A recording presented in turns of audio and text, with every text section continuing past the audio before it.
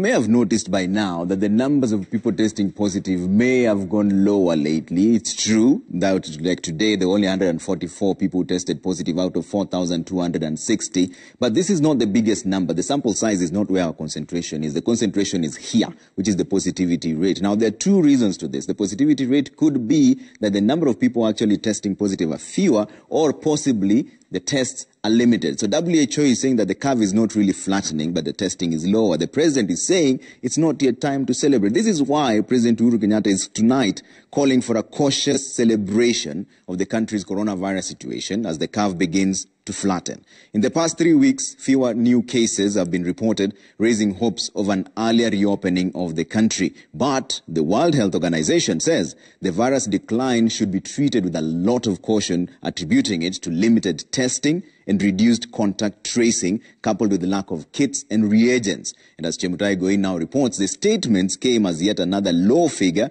of new cases was recorded at 144 testing positive within the last 24 hours. After months of recording spiking numbers of coronavirus cases, the past 3 weeks has seen relatively lower numbers, raising hopes of possible successful containment of the disease.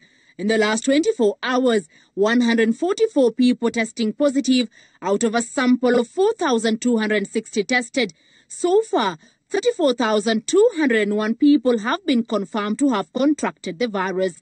205 patients were discharged from both home-based care program and the hospitals. Unfortunately, 3 more succumbed to the disease. President Kenyatta, during a COVID-19 conference to assess the situation 6 months since the first case was reported, acknowledged that the country had made strides in staying ahead of the virus. However, warning Kenyans not to keep their foot off the pedal. In the middle of this crisis, the curve is beginning to flatten. However, we must not celebrate this happy moment too soon, but rather celebrate it with a great deal of caution.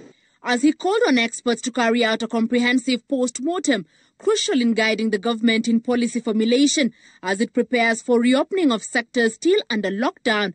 In his words, the shared goal remained victory against COVID-19. Although the curve, as I said, is beginning to flatten, could it surprise us by taking an upward surge at this inflection point? The World Health Organization in a statement acknowledged the declining number of cases, however, warning the government against premature relaxation of the measures imposed, saying the decline did not translate to flattening of the curve. The global body questioned the testing strategy, saying low-risk groups were tested during the 3 weeks the cases have dipped.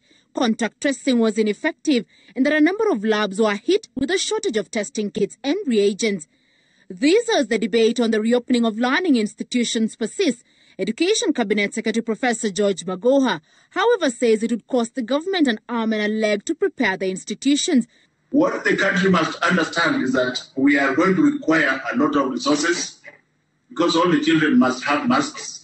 Some may be able to buy, but between 50 and 60% of the children may not be able to afford to buy the masks. Magoha says a minimum of 1 billion Kenya shillings is required to acquire masks, further revealing that the concept of social distancing was literally an impossibility, especially in overcrowded public schools. Chemutai Goin, Citizen TV, Nairobi.